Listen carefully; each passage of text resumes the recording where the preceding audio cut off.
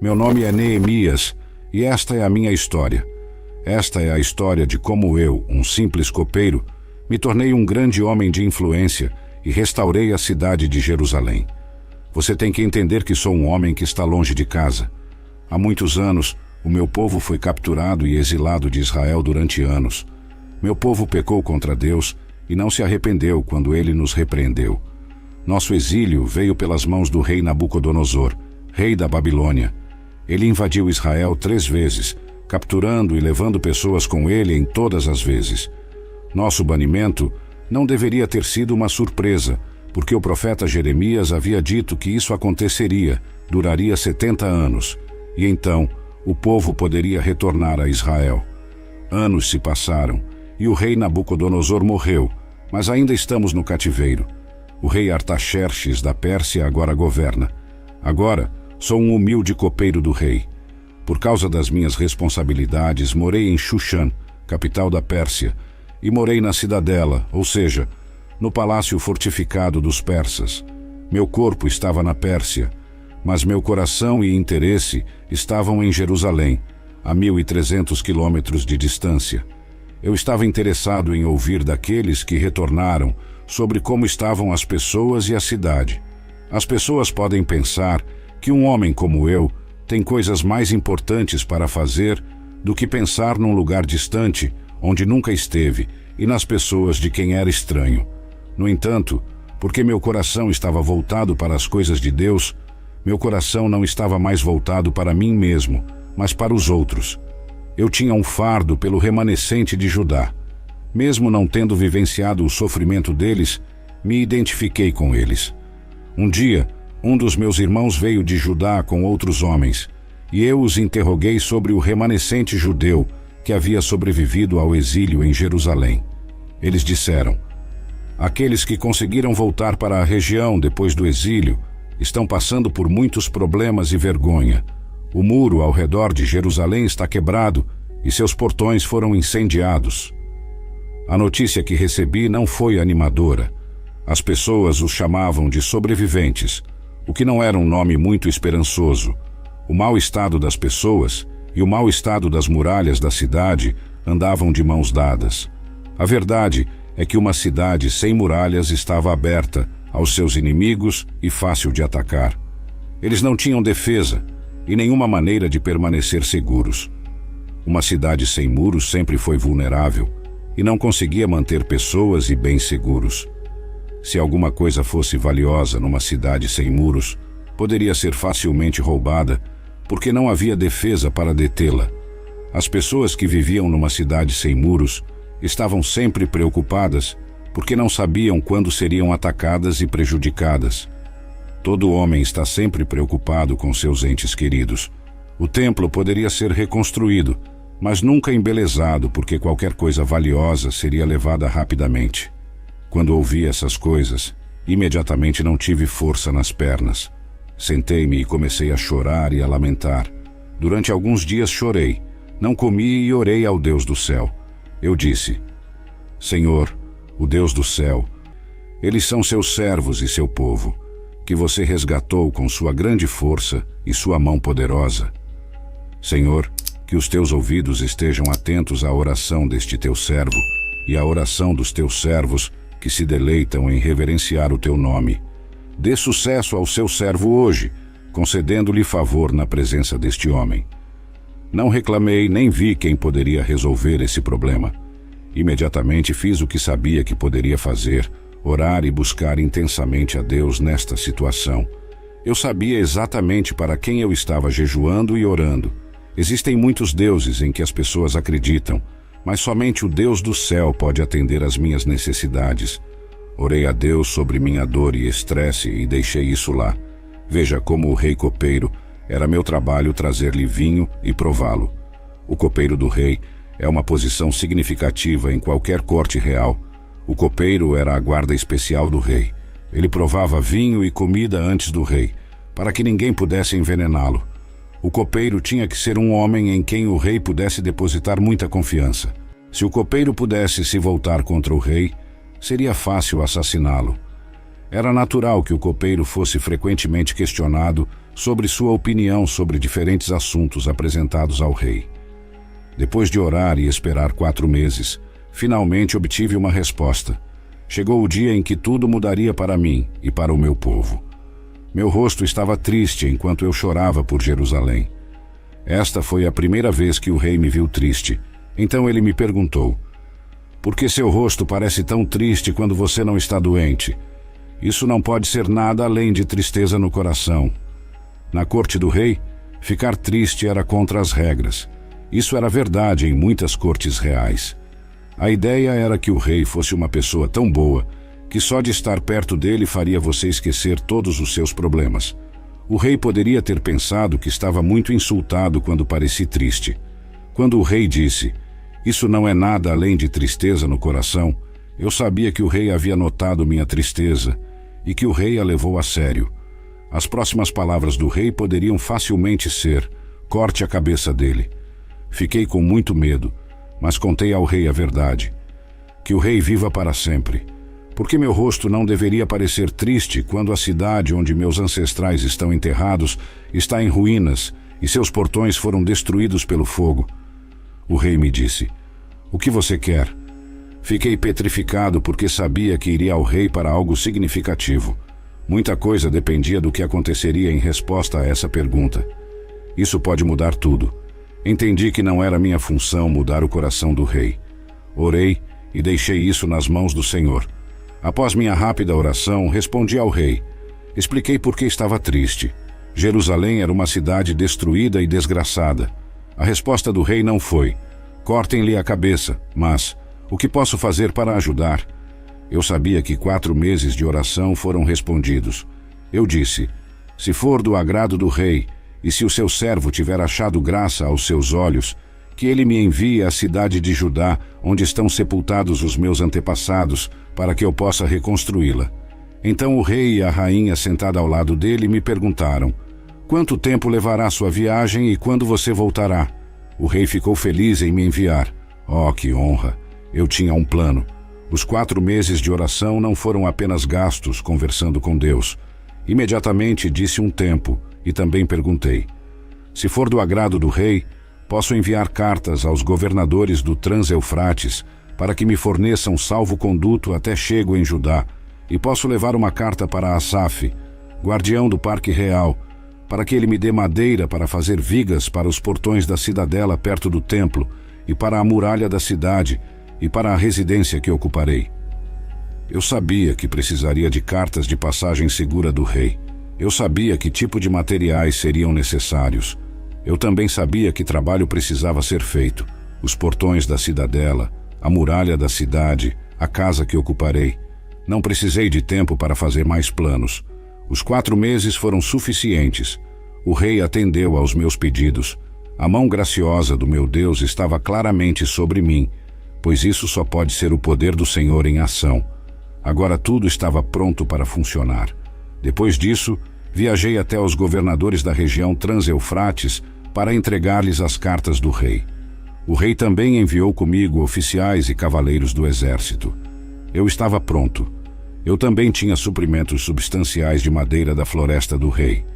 Na verdade, o rei da Pérsia respondeu ao meu convite. No entanto, este foi também o início de enormes dificuldades que poderiam arruinar tudo. No posto do governador, encontrei esses 2 inimigos de Jerusalém e qualquer pessoa que se preocupasse com o bem-estar da cidade: Sambalate, o Horonita, e Tobias, o Amonita.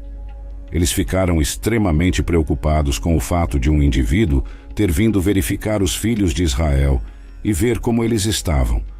Enquanto Jerusalém fosse fraca e vulnerável, estes 2 não se importavam com isso. Embora o templo estivesse lá e a adoração fosse realizada, tudo bem, desde que o povo de Deus não fosse forte, seguro e livre de estresse. Mas isso não me impediu de ir a Jerusalém. Esta oposição não surgiu no coração, nem na fase da visão, nem na fase da oração, nem na fase do planeamento, mas quando o progresso começou. Fui para Jerusalém com um grande sonho, muita esperança, muita oração e muita ajuda do rei. As pessoas teriam me notado quando cheguei a Jerusalém com uma guarda militar e madeira da floresta do rei da Pérsia, mas não disse nada sobre minha tarefa até chegar a hora. Depois de 3 dias em Jerusalém, saí com algumas outras pessoas no meio da noite. Eu estive aqui. Pela primeira vez, eu estava em casa. À noite, saí pela porta do vale, examinando os muros de Jerusalém, que haviam sido derrubados, e suas portas, que haviam sido destruídas pelo fogo. Eu sabia que não poderia começar a fazer as paredes até ver como as coisas estavam ruins. Eu poderia ter pensado em tudo de bom em Jerusalém. Fomos forçados a deixar Judá, mas agora estávamos de volta lá. Eles construíram o templo. Houve sacrifícios e adoração. Embora o progresso fosse lento, estava acontecendo. Havia muito pelo que agradecer em Jerusalém, mas às vezes é preciso ver o que está errado, e foi o que eu fiz.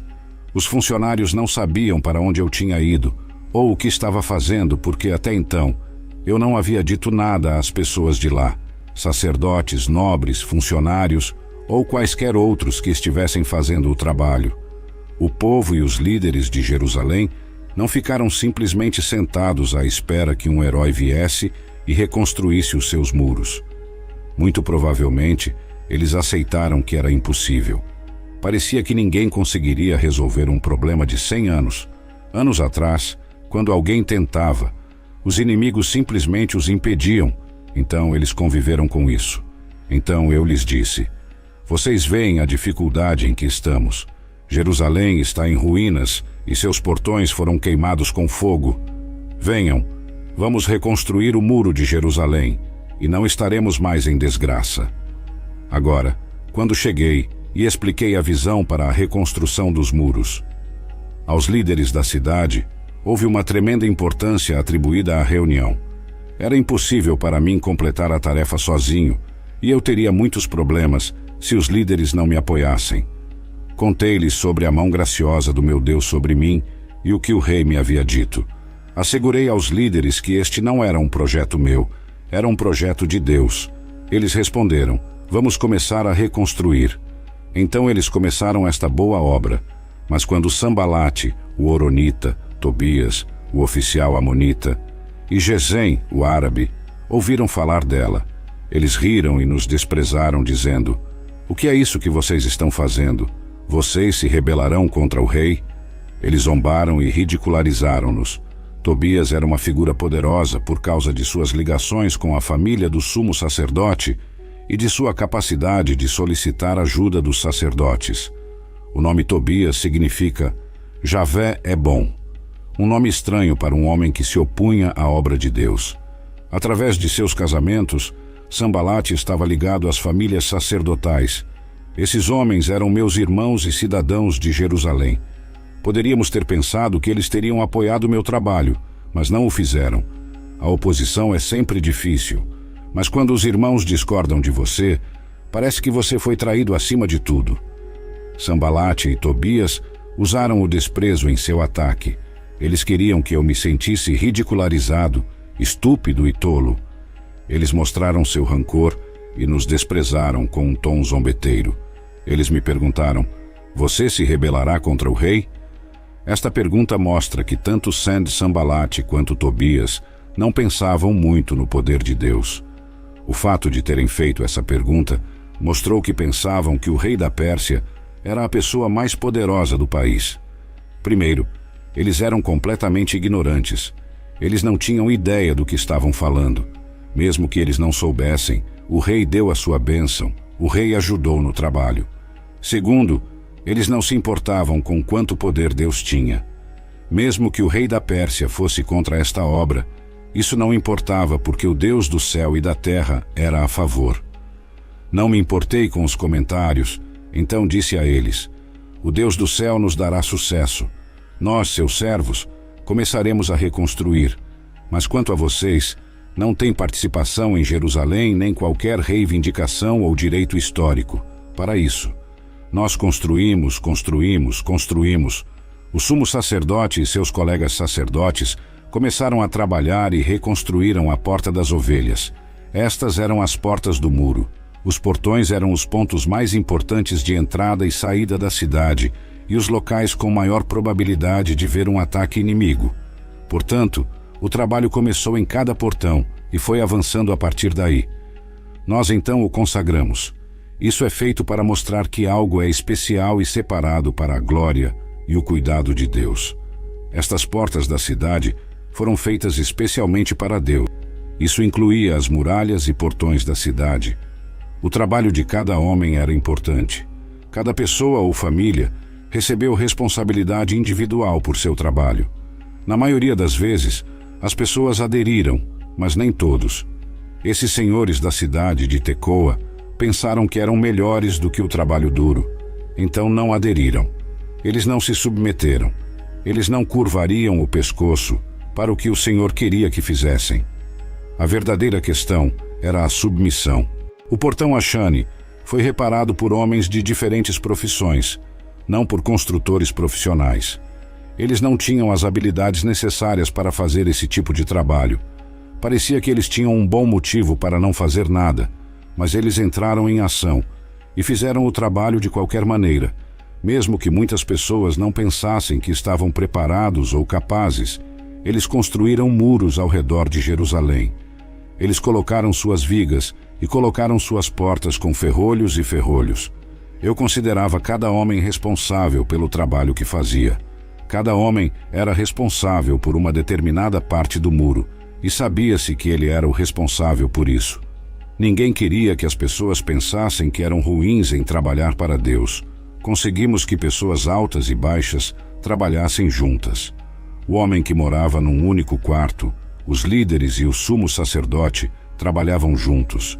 Eu não me importava se as pessoas tentassem coisas novas. Também disse às pessoas para começarem com suas próprias casas, e não rejeitei as pessoas porque elas pecaram ou mentiram no passado. Quando Sambalate descobriu que estávamos consertando o muro, ele ficou ofendido e furioso. Ele zombou de nós e, diante de seus companheiros e do exército de Samaria, perguntou: "O que essas pessoas fracas estão fazendo? Eles restaurarão seu muro? Oferecerão sacrifícios? Acabarão em um dia? Eles poderão trazer o pedras de volta à vida daqueles montes de entulho queimados como estão?" Tobias, o amonita que estava ao seu lado, falou e disse: "O que eles estão construindo, mesmo uma raposa subindo nele derrubaria seu muro de pedras." Após o início dos trabalhos, eles ficaram indignados e bastante agitados com a situação. Como a maioria das tentativas de fazer você se sentir mal, as palavras do inimigo contêm um pouco de verdade.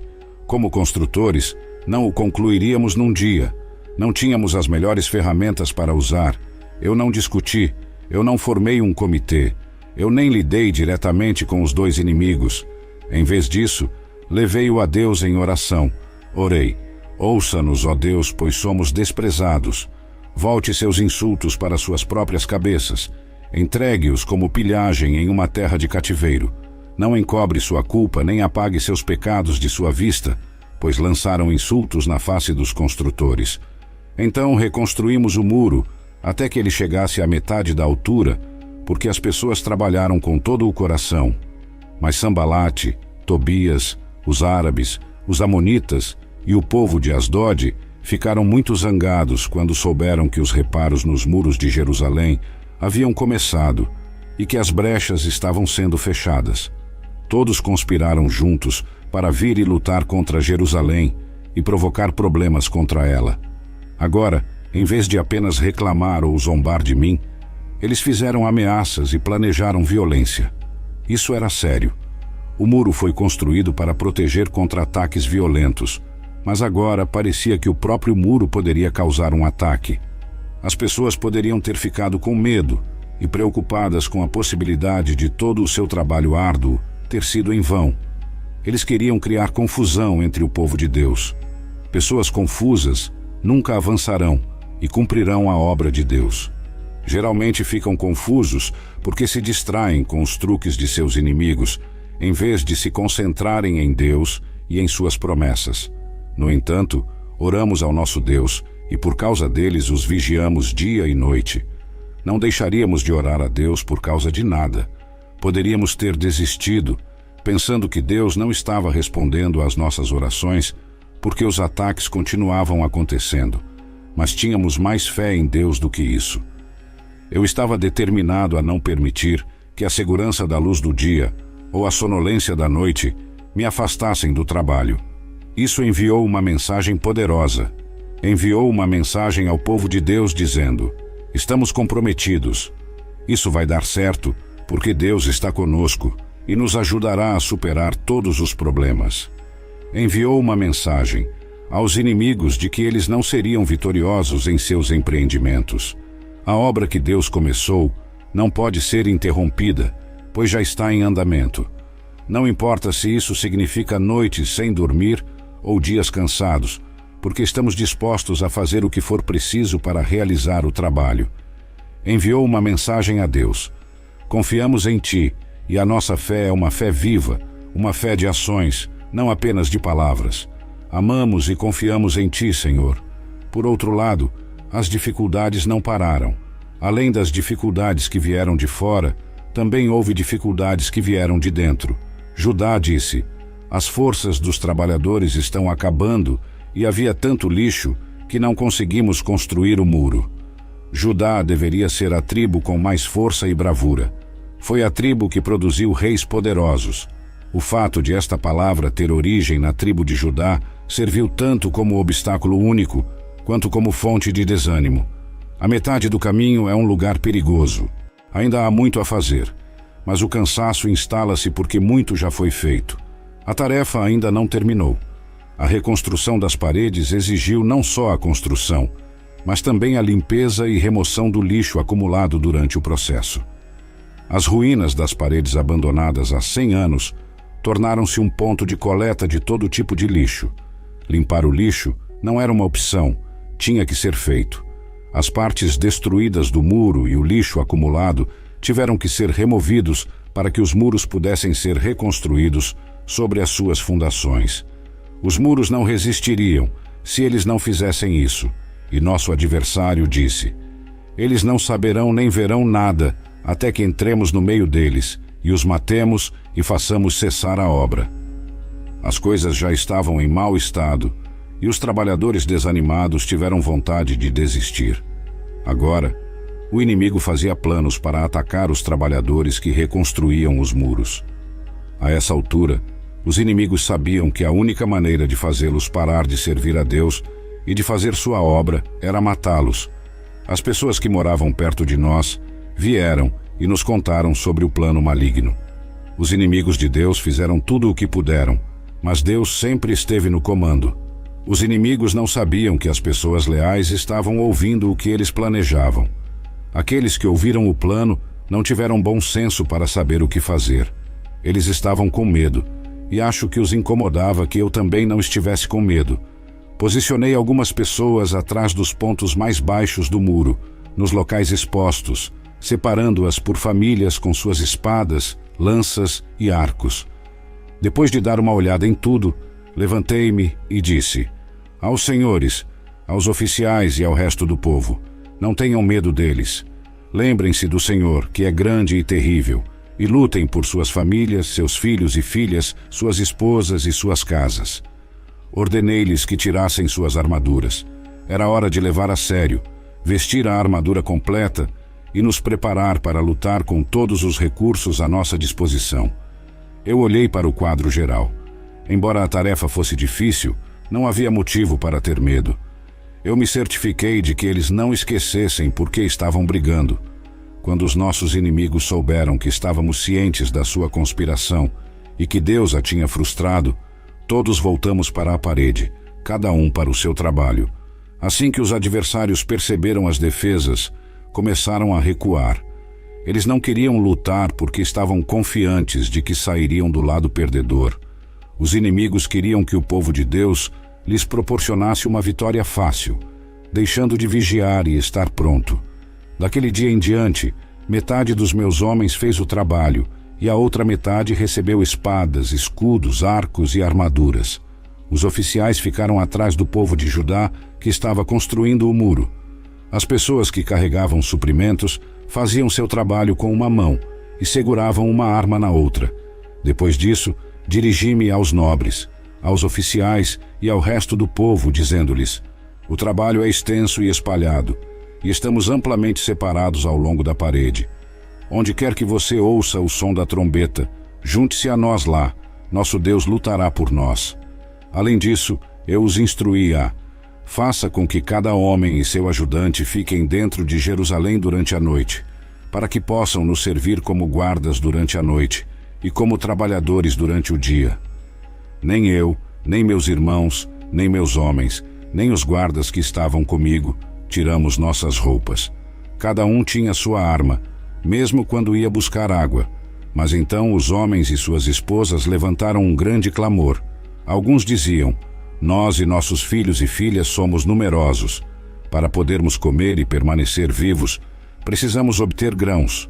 Outros diziam: estamos hipotecando nossos campos, nossos vinhedos e nossas casas para obter grãos durante a fome. Tivemos que pedir dinheiro emprestado para pagar os impostos do rei sobre nossos campos e vinhedos. Minha história não é a do dinheiro. No entanto, problemas financeiros afetaram diretamente o trabalho de reconstrução. As pessoas tinham problemas financeiros porque trabalhavam arduamente nas paredes e não dedicavam o mesmo tempo a prover as necessidades da sua família. As pessoas tinham problemas financeiros porque havia uma fome que tornava os alimentos mais caros, e era tão caro que alguns hipotecaram suas propriedades para fornecer alimentos. As pessoas tiveram problemas financeiros porque o governo continuou a tributá-las, embora não trabalhassem tanto, e o custo de vida subiu. Esses impostos não foram culpa daqueles que prejudicaram. Nem eu, nem o povo agimos como se esses impostos fossem injustos. No entanto, eles ainda eram uma dificuldade. As pessoas estavam tendo dificuldade para fazer face às despesas, uma vez que os empréstimos que contraíam para fazer face às despesas geravam juros, e alguns deles não cumpriram os seus pagamentos.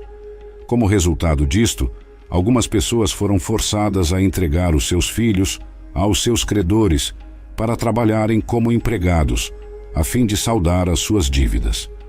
Os ricos estavam a utilizar a crise como uma oportunidade para ganhar dinheiro com os menos afortunados, cobrando taxas de juro de 12% ao ano.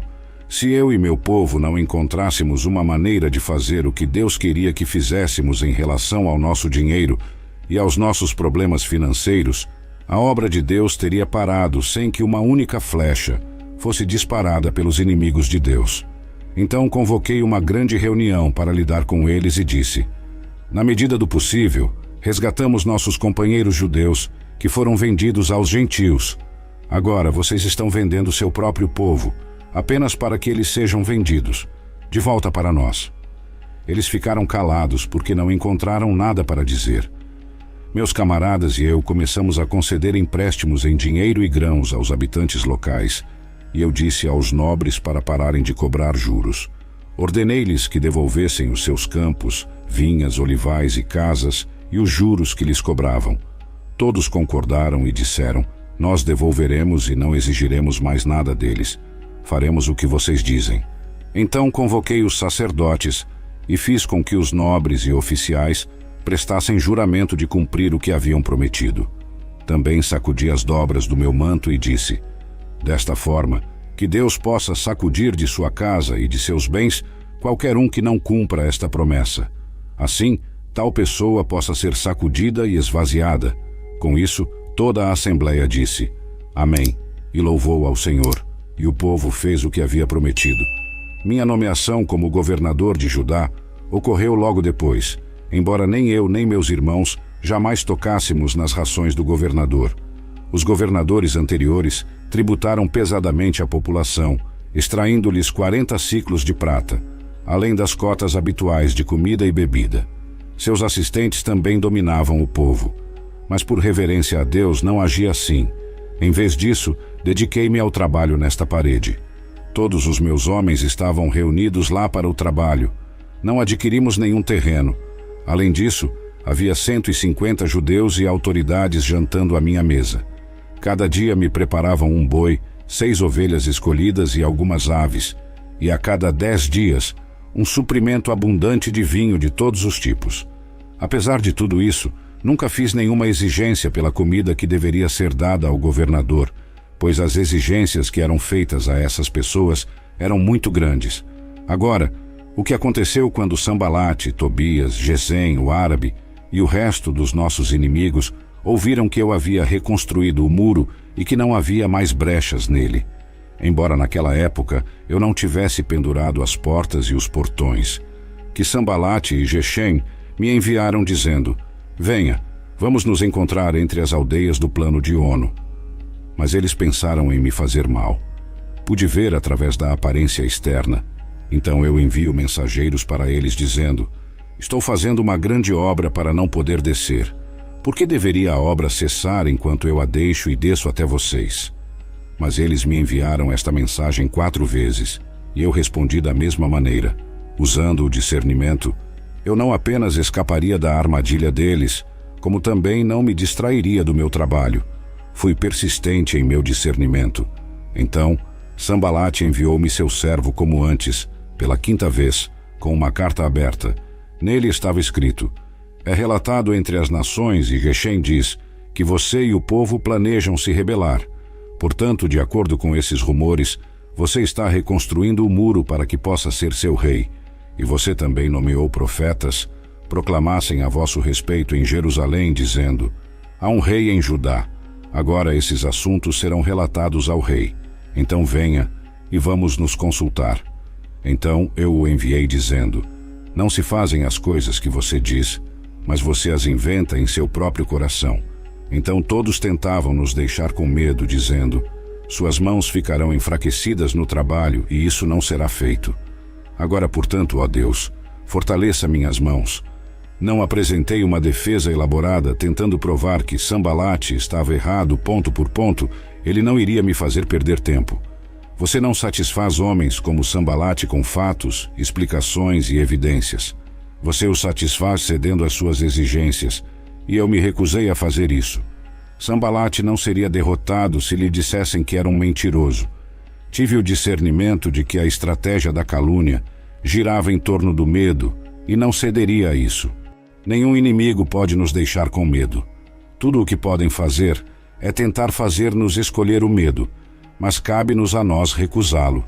No entanto, as tentativas de assassinato não terminaram. Quando entrei na casa de Semaías, que estava confinado em casa, ele disse: vamos nos reunir e nos refugiarmos juntos na casa de Deus, dentro do templo, e fechemos as portas do templo, porque eles estão vindo para matá-lo. E eles estão vindo para matá-lo à noite. Mas eu disse: será que um homem como eu deveria fugir com medo e se esconder? Alguém como eu deveria entrar no templo em busca de santuário para salvar sua vida? Eu não irei.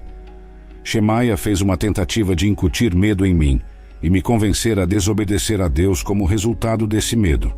O templo estava fora do alcance de todos que não eram sacerdotes, inclusive eu. Se eu seguisse o conselho de Semaías, estaria desobedecendo a Deus e pecando contra ele. Cheguei à conclusão de que não foi Deus quem o enviou, mas que o inimigo o incumbiu de fazer uma profecia contra mim. Ele havia sido contratado para me intimidar, para que eu cometesse um pecado ao fazer isso. E então, eles me dariam uma má fama para me desacreditar. Quando se espalhou a notícia de que o muro havia sido concluído, os países vizinhos ficaram com medo e perderam a confiança ao saberem que ele havia sido construído com a ajuda do nosso Deus. A quantidade de tempo necessária para completar a tarefa foi surpreendentemente breve. Depois de ficarem em mau estado há mais de um século, as paredes foram reconstruídas em apenas 50 dias. Por que o trabalho não foi feito há mais de 100 anos? Não é que ninguém tenha percebido o problema. Não é que os muros não fossem desejados. A destruição dos muros de Jerusalém foi testemunhada por muitos, e todos sabiam como isso afetava os residentes da cidade, mas ninguém jamais deixou de desejar que Jerusalém ainda existisse. Tinha paredes. Quando o muro foi concluído, seus inimigos ficaram muito desanimados. É glorioso desanimar os inimigos do povo de Deus e deixá-los desanimados por um tempo. Nossos inimigos ficaram desanimados não apenas porque o muro estava terminado, mas especialmente porque era evidente que Deus fez a obra. O povo forte e seguro de Jerusalém foi um testemunho para as nações vizinhas. No entanto, Os nobres de Judá não tiveram problemas em ser amigos de tal homem, porque ele tinha laços familiares com muitos da tribo de Judá. Além disso, os nobres de Judá enviavam muitas cartas a Tobias, nosso inimigo que se opunha ao muro, e as respostas de Tobias continuavam chegando a eles. Muitos em Judá prestavam juramento a ele. Eles continuaram me relatando suas boas ações e depois contando a ele o que eu disse, e Tobias enviou cartas para me intimidar. Depois que o muro foi reconstruído e eu coloquei as portas no lugar, os porteiros, os músicos e os levitas foram nomeados. Os levitas e cantores estavam lá para orientar o povo na adoração. As muralhas da cidade não foram reconstruídas para que o povo de Jerusalém pudesse admirar o seu aspecto maravilhoso. Eles foram reconstruídos para que pudessem adorar a Deus de uma forma ainda mais gloriosa e com maior liberdade do que antes.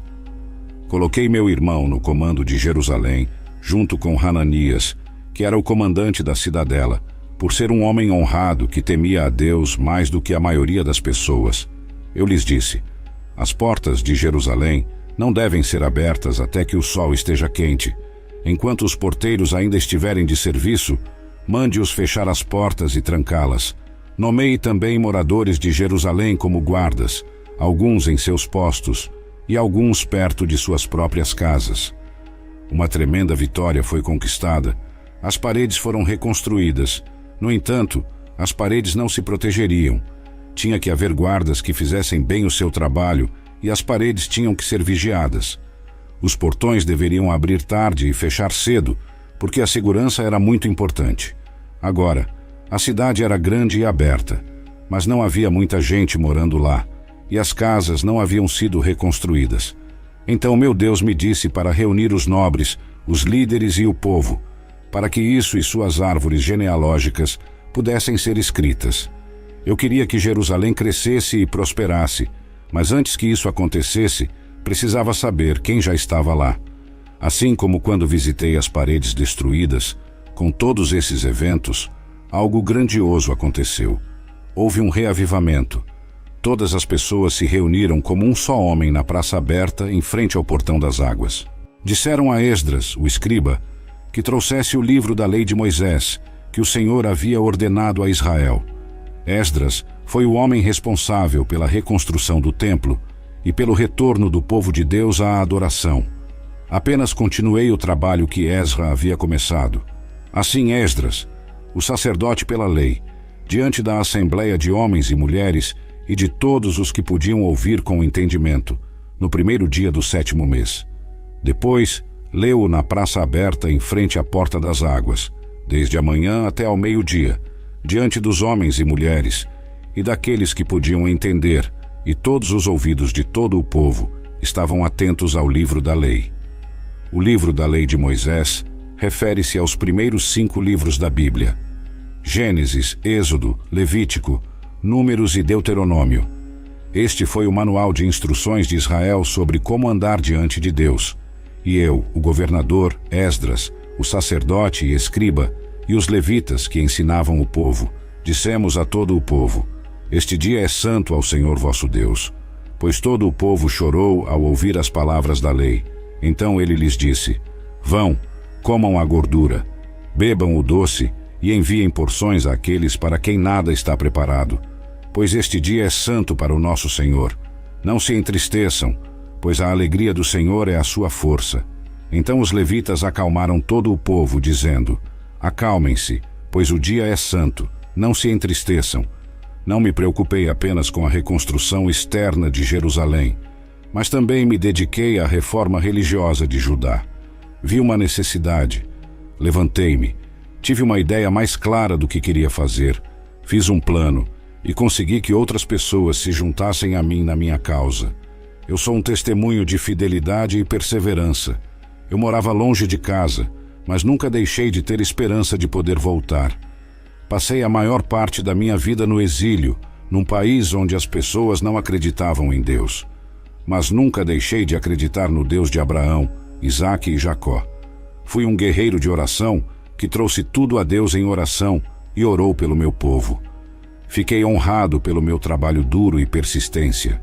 Eu me importava tanto com meu povo que nunca deixei de esperar por seu retorno, não apenas ao nosso país, mas ao Deus que primeiro chamou nosso antepassado Abraão para fora da mesma área e fez uma aliança com ele, uma aliança que eu acreditava que permaneceria para sempre.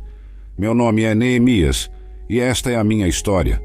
Depois leu-o na praça aberta em frente à porta das águas, desde a manhã até ao meio-dia, diante dos homens e mulheres e daqueles que podiam entender, e todos os ouvidos de todo o povo estavam atentos ao livro da lei.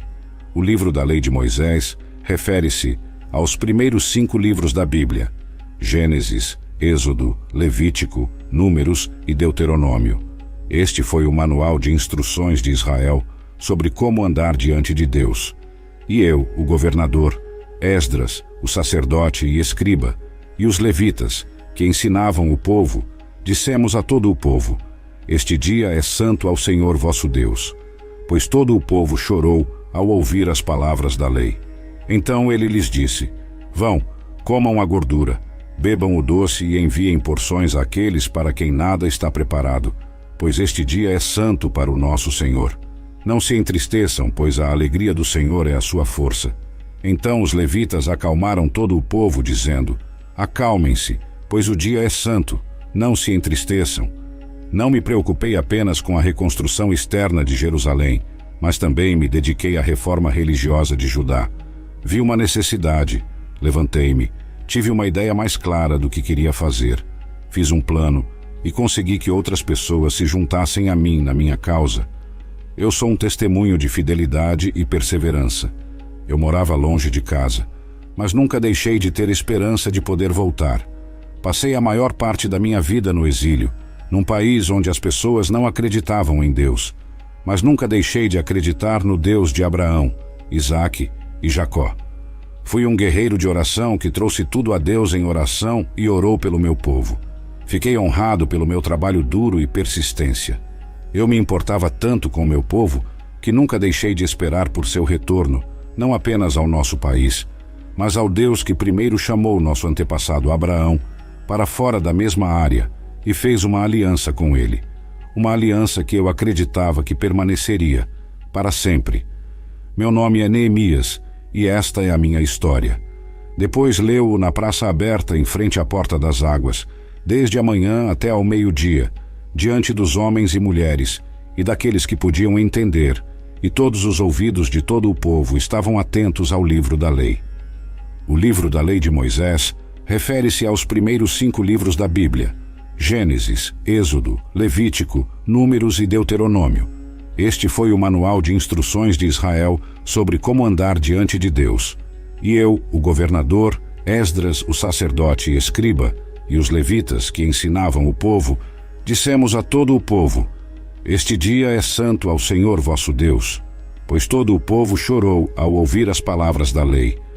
Então ele lhes disse: vão, comam a gordura, bebam o doce e enviem porções àqueles para quem nada está preparado, pois este dia é santo para o nosso Senhor.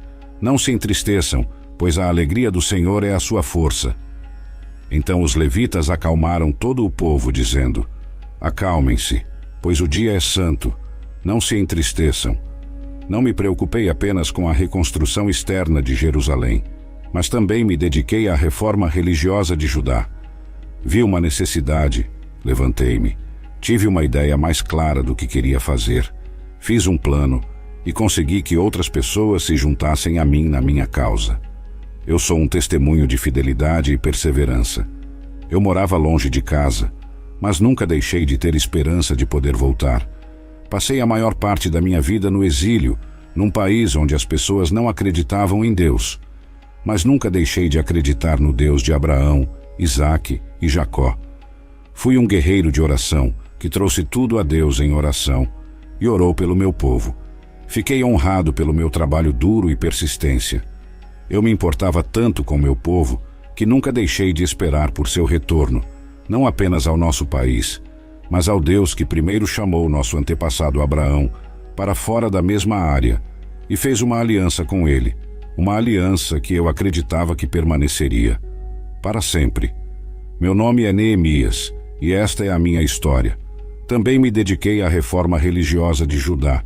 Vi uma necessidade, levantei-me, tive uma ideia mais clara do que queria fazer, fiz um plano e consegui que outras pessoas se juntassem a mim na minha causa. Eu sou um testemunho de fidelidade e perseverança. Eu morava longe de casa, mas nunca deixei de ter esperança de poder voltar. Passei a maior parte da minha vida no exílio, num país onde as pessoas não acreditavam em Deus, mas nunca deixei de acreditar no Deus de Abraão, Isaque e Jacó. Fui um guerreiro de oração que trouxe tudo a Deus em oração e orou pelo meu povo. Fiquei honrado pelo meu trabalho duro e persistência. Eu me importava tanto com meu povo que nunca deixei de esperar por seu retorno, não apenas ao nosso país, mas ao Deus que primeiro chamou nosso antepassado Abraão para fora da mesma área e fez uma aliança com ele, uma aliança que eu acreditava que permaneceria para sempre. Meu nome é Neemias e esta é a minha história. Também me dediquei à reforma religiosa de Judá. Vi uma necessidade, levantei-me, tive uma ideia mais clara do que queria fazer, fiz um plano e consegui que outras pessoas se juntassem a mim na minha causa. Eu sou um testemunho de fidelidade e perseverança. Eu morava longe de casa, mas nunca deixei de ter esperança de poder voltar. Passei a maior parte da minha vida no exílio, num país onde as pessoas não acreditavam em Deus, mas nunca deixei de acreditar no Deus de Abraão, Isaque e Jacó. Fui um guerreiro de oração, que trouxe tudo a Deus em oração e orou pelo meu povo. Fiquei honrado pelo meu trabalho duro e persistência. Eu me importava tanto com meu povo que nunca deixei de esperar por seu retorno, não apenas ao nosso país, mas ao Deus que primeiro chamou nosso antepassado Abraão para fora da mesma área e fez uma aliança com ele, uma aliança que eu acreditava que permaneceria para sempre. Meu nome é Neemias e esta é a minha história.